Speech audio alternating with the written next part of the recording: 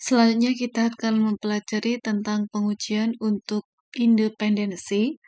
Dengan langkah pengujian yang pertama kita tentukan HO, yang intinya adalah semua proporsi sama. Kemudian HA tidak semua proporsi sama.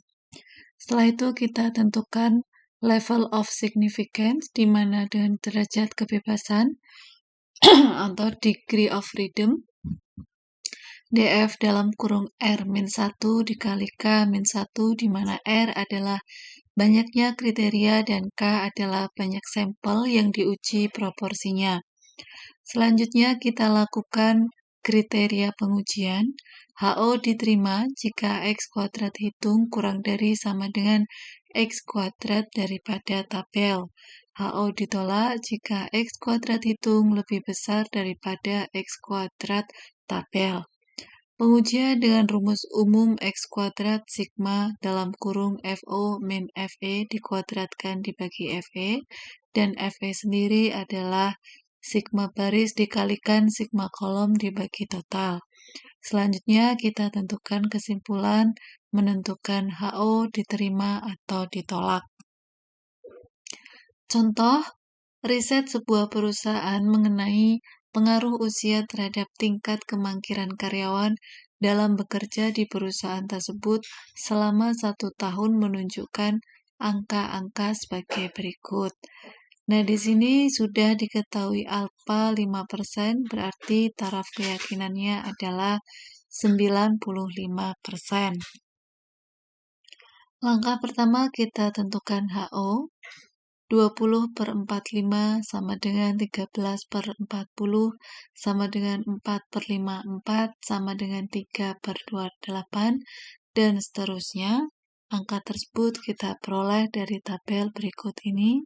Contoh, pada usia 20-35 tahun dengan tingkat kemangkiran 1-5 hari, maka proporsinya adalah 20/45. Kemudian usia 36-50, 13/40.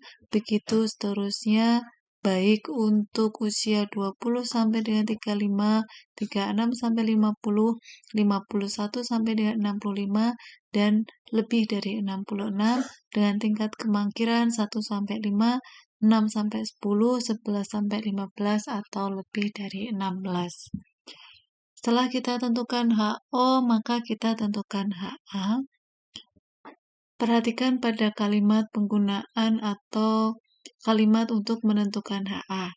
Ya, secara mudahnya Anda tinggal menambahkan kata tidak di depan kata semua. Jadi, HA-nya adalah tidak semua proporsi usia karyawan terhadap tingkat kemangkirannya adalah sama, atau terdapat pengaruh usia karyawan terhadap tingkat kemangkirannya.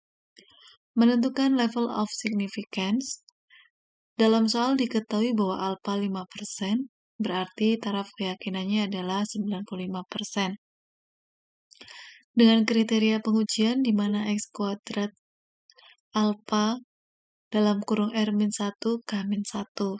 Dalam soal ini diketahui bahwa alfa adalah 5% dan R-nya adalah 4, min 1, dan K adalah 4. Kemudian kita lihat di tabel X kuadrat, di mana hasilnya adalah 16,919.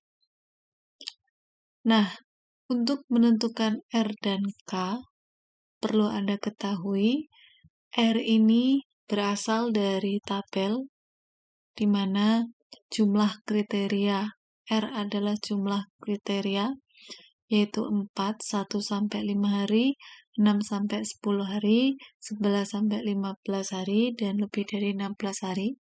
Kemudian K adalah pada bagian usia karyawan, yang juga ada 4 kriteria. Selanjutnya, kita akan memasukkan angka-angka tersebut pada rumus umum seperti ini.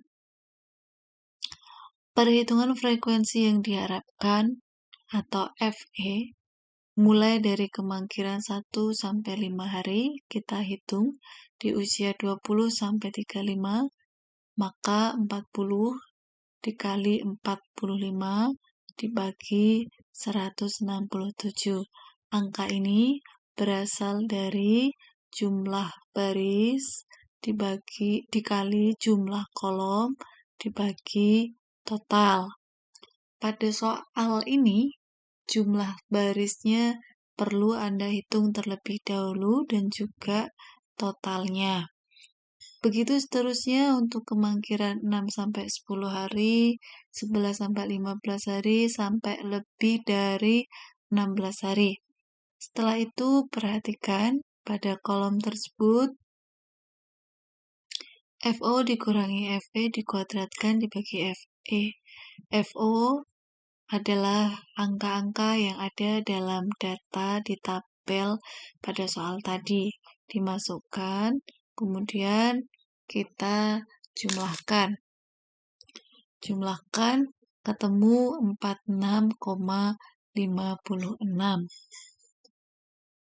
Kemudian kita ambil kesimpulan bahwa X kuadrat hitung, yaitu ini 46,56, lebih besar dari X kuadrat tabel, yaitu 16,919, maka kesimpulannya adalah HO ditolak. Berarti tidak semua proporsi usia karyawan terhadap tingkat kemangkiran adalah sama, atau terdapat pengaruh usia karyawan terhadap tingkat kemangkirannya.